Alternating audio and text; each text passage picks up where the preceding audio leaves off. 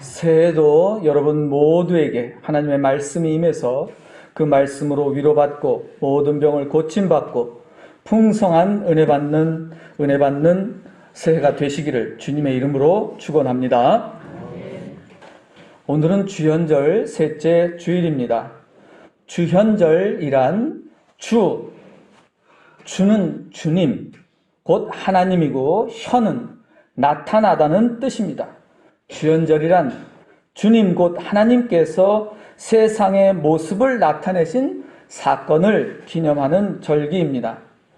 하나님께서 예수 그리스도의 몸으로 이 땅에 오셔서 사랑과 섬김을 행하신 일들을 기념하는 절기입니다. 예수 그리스도께서 세상에 행하신 일들이 무엇입니까? 예수 그리스도께서 가난한 사람들, 병든 사람들, 죄 없이 감옥에 갇힌 사람들, 포로로 끌려와서 종살이 하는 사람들, 힘있고 돈 많은 사람들에게 억눌린 사람들에게 기쁜 소식을 전하시고 그들을 악으로부터 구원하시는 활동들을 기념하는 절기가 주현절입니다. 오늘은 예수님께서 가르치신 기도에 대한 7번째 말씀입니다.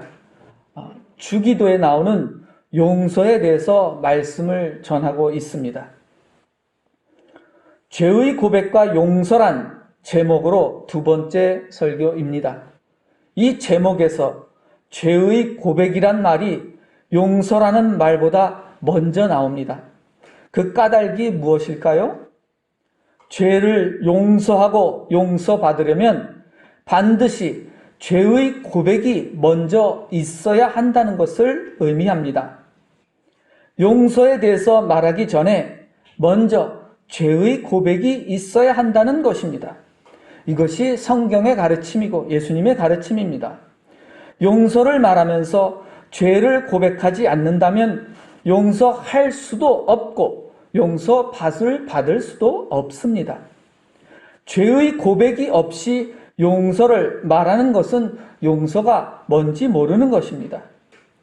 오늘은 성경에서 말씀하는 용서란 뜻을 설명하기 앞서서 먼저 용서에 대한 오해에 대해서 말씀을 전하겠습니다. 용서에 대한 오해란 잘못 알고 있는 것에 대해서 말씀을 드리려고 합니다. 성경에서 말씀하는 용서란 먼저 죄 지은 사람이 죄를 고백하고 용서를 구하지 않았는데도 나 혼자서 마음으로 용서한다는 것은 용서가 아니라는 것입니다. 예를 들면 이런 경우입니다. 옛날에는, 요즘에는 전혀 상상할 수 없지만 옛날에는 남편에게 매맞는 여자들이 많았습니다. 폭력을 행하는 남편은 자기 마누라에게 결코 미안하다고 사과하지 않습니다. 그냥 매일매일 마음에 안 든다고 이것이 마음에 안 들고 저건 마음에 안 들어서 마구마구 폭력을 행사하는 그런 남자들이 있었습니다. 그럼에도 불구하고 종종 남편에게 폭행을 당하는 여자가 이렇게 말합니다. 저도 이런 드라마나 이런 이야기를 들은 적이 많아요. 비록 남편이 나에게 잘못했다고 고백하지 않았을지라도 나는 내 남편의 잘못을 용서합니다. 그런다는 거죠. 이것이 바로 용서가 무엇인지 모르고 잘못 사용된 경우입니다.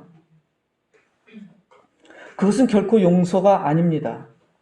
용서는 반드시 가해자가 자기 죄를 고백하고 용서를 구해야 가능한 것입니다. 폭력적인 남편이 자기 잘못을 고백하지도 않았는데 여자 혼자 남편을 용서했다는 것은 용서가 아니라 그것은 굴종이라고 합니다. 내가 힘이 없어서 그냥 폭력을 용납한 것이지 용서는 아닙니다. 그런데 남편이 자기 잘못을 인정하고 다시는 그러지 않겠다고 해서 용서를 받았다고 합시다. 이런 남자도 있어요. 참 좀 그런 많이 들어봤는데 연애하기 전에도 그렇고 그 여자를 막 때려놓고 패고 막 해놓고 나중에 가서 잘못했다고 또 싹싹 빌어요. 그리고 또 그래. 그런 남자들 참 많아요.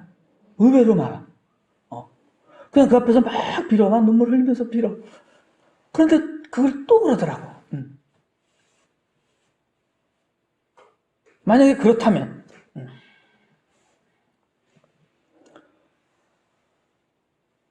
또다시 잘못을 저지른다면 어떻게 되는 겁니까? 그런 경우에는 이전의 용서가 모두 무효가 됩니다. 아직 용서받지 못한 것입니다. 다시 폭력을 행사하는 남편은 결코 용서받지 못한 것입니다. 다시 처음 상태로 되돌아갑니다. 매맞는 여자는 계속 맞으면서도 자기 남편의 죄를 용서했다고 말한다면 그 여자는 진실로 남편의 죄를 용서한 게 아닙니다. 도리어 매맞는 여자는 남편의 악행을 인정하여 함께 죄를 짓고 있는 것입니다. 폭력을 행하는 남편에게 폭력을 행하지 못하게 저항하고 항의하는 게 그 남편의 죄를 막고 용서할 수 있는 길을 여는 것입니다.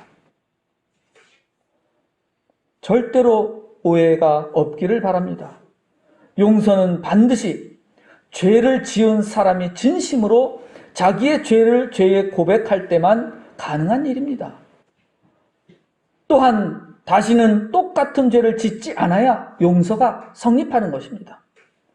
나 혼자 힘이 없어서 마음으로 용서하는 것은 결코 용서가 아니라는 사실을 명심해야 합니다. 죄의 고백이 없이는 용서가 성립하지 않는다는 것입니다. 2007년에 만들어진 밀양이라는 유명한 영화가 있습니다. 전도연이 주인공입니다. 2007년이니까 벌써 10년이 넘었네요. 이창동이라는 매우 훌륭한 영화 감독이 만든 영화입니다. 이창동 감독 중에 훌륭한 사람입니다. 박하사탕이라는 영화도 만들었는데 초록색 물고기 매우 이창동이란 감독을 검색해서 그분의 영화를 한번 보십시오. 굉장히 훌륭한 영화들이 많습니다. 밀양이라는 영화에 이런 내용이 있습니다. 어린 아들과 단둘이 사는 한 여자가 있습니다. 어느 날 갑자기 한 유괴범이 이 여자의 아들을 유괴해서 살인합니다. 그 유괴살인범은 결국 감옥에 들어갔습니다. 졸지 어린 아들을 잃은 여자는 정신을 잃고 방황합니다. 교회당에 다니면서 위로를 받아보려고 했지만 실패하고 맙니다. 너무 깊은 상처를 입고 절망에 빠져서 살아갑니다. 결국 너무 억울하고 분통해서 그 살인 유괴범을 만나러 감옥에 면회를 갔습니다. 뭔가 사과의 한마디라도 듣고 싶었습니다. 그런데 면회에 나온 그 유괴살인범은 이렇게 말합니다. 저는 감옥에 들어와서 아주 거룩하게 말해요. 저는 감옥에 들어와서 진실로 예수님을 믿고 기쁘게 살아갑니다. 하나님께서 내 죄를 다 용서하셨습니다. 나는 내 죄가 용서받았다고 믿습니다. 이 말을 들은 여자의 마음이 어떻겠습니까? 여자는 정말로 어이가 없었습니다. 자기에게 한마디 사과도 없이 하나님께 죄를 용서받았다는 것을 받아들일 수 없기 때문입니다. 이 영화 이창동 감독이 그 지점을 지적한 겁니다. 예수 믿는 사람들이 그러고 다닌다는 거예요. 그걸 영화 속에서 나타낸 겁니다. 죄를 짓고도 사죄하지 않고 용서받았다고 그러고 다닌다는 그 기독교인들의 그런 믿음을 이창동 감독이 영화를 통해서 꼬집고 있는 것이죠. 과연 그 유괴살인범은 진짜로 하나님께 죄를 용서받았을까요?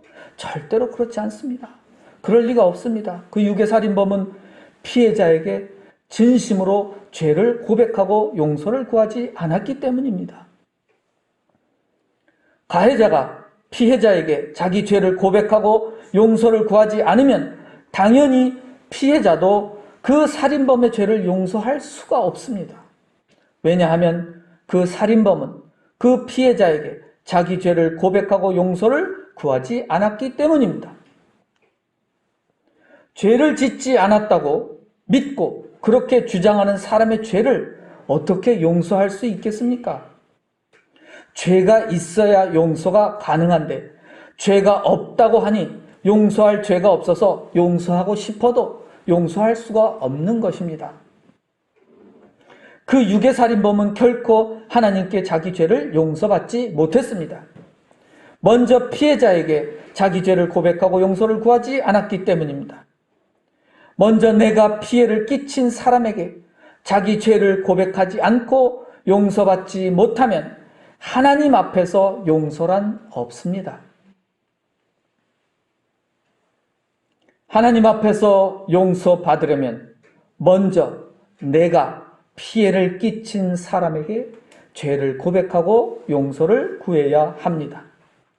물론 입으로 죄를 고백하고 용서를 받았으니 다 끝났다고 생각하는 것도 용서에 대한 오해입니다. 난 잘못했어. 그래, 용서해줘. 용서했어. 끝! 그런 게 아니란 뜻이에요. 그렇다고 끝나지 않습니다. 만일 죄를 고백하고 용서를 받았다고 믿는다면 그에 맞는 최선의 행위를 보여줘야 합니다. 용서받은 사람은 선한 삶으로 돌이켜야 합니다. 쉽게 말하면 피해자에게 최선을 다해서 배상을 하겠다고 약속해야 하는 겁니다. 돌아온 탕자 얘기에서 이게 있죠. 탕자가 돌아와서 아버지께 재산 이런 정도는 돼야 되는 거예요. 이제 내 아들이다, 진짜. 그러니까 저는 그거 마땅치 않겠습니다. 저는 그냥 종으로 봐줘도 좋겠습니다. 이것이 바로 용서받은 자의 기본적인 자세입니다. 당당할 수 없는 거죠.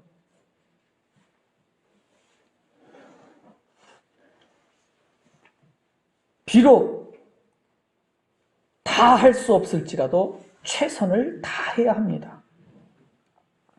물론 이미 죽어버린 아들이 다시 살아 돌아올 수는 없습니다. 유괴살인범은 결코 그 무엇으로도 피해자에게 아들을 대신해서 배상할 수 있는 것은 아무것도 없습니다. 또한 피해자에게는 어떠한 배상도 아들을 대신할 수 없습니다. 피해자가 입은 손해는 결코 다시 회복되지 않습니다. 또한 그 손해는 결코 사라지지 않고 영원히 남아 있습니다. 그러나 피해자가 살인자에게 그 죄를 기억하지 않겠다고 하는 것이 바로 용서라는 것입니다. 이때 용서받은 살인자는 피해자에게 최선을 다해서 피해자가 죄를 다시 기억하지 않도록 도와주어야 합니다. 자기가 지은 죄에 대해서 마음으로든지 물질로든지 배상을 해야 합니다. 그것이 용서받은 사람의 삶의 자세입니다. 최선의 배상이란 무엇일까요? 그것은 유괴살인범이 다시는 악을 행하지 않고 선을 행하는 일입니다. 악을 행하던 길에서 돌이켜 선한 사람으로 거듭나는 일이 바로 죄에 대한 용서받은 사람이 택하는 최선의 배상입니다. 만일 유괴살인범이 선한 길로 돌이키지 않는다면 그가 받은 죄의 용서는 무효가 되고 다시 돌아갑니다. 비록 피해자가 살인자의 죄를 용서했을지라도 살인자가 다시 악한 짓을 한다면 그가 받은 모든 용서는 모두 무효가 된다는 것입니다. 용서가 무효가 된다는 말은 다시 죄의 상태에 놓인다는 뜻입니다. 죄를 용서받지 못하면 하나님을 만날 수 없습니다. 결국엔 하나님의 심판을 받고 벌을 받게 됩니다. 회개하지 않고 악한 짓을 계속하는 삶은 바로 하나님께 저주받은 삶이며 벌받은 삶입니다. 마귀의 자식으로 살아가는 삶이 바로 저주받은 벌받은 삶입니다. 말씀을 정리하겠습니다. 죄의 고백이 용서에 앞서는 것입니다. 이것을 반드시 기억하고 새겨야 합니다. 내가 죄를 지어 피해를 준 사람에게 자기 죄를 고백하고 용서를 구해야 합니다. 그렇지 않으면 하나님께 죄의 용서를 구해도 용서받을 수 없습니다. 하나님을 만날 수 없습니다. 이것이 예수님께서 주기도를 통해서 가르치시는 용서에 대한 말씀입니다. 하나님은 반드시 악을 심판하십니다. 벌을 내리십니다. 하나님은 정의의 하나님이시기 때문입니다. 그러나 하나님께서는 자기 죄를 뉘우치고 돌이켜 하나님의 말씀대로 살면 하나님의 은혜로 모든 죄를 용서하십니다. 하나님은 사랑의 하나님이시기 때문입니다. 먼저 내가 잘못을 범한 이웃에게 자기 죄를 고백하고 용서를 구하는 삶을 살아가시기 바랍니다. 또한 자기의 죄를 고백하고 용서를 구하는 사람의 죄는 반드시 용서하는 사람이 되어서 하나님의 은혜와 복을 누리는 하나님의 자녀로 살아가시기를 주님의 이름으로 축원합니다.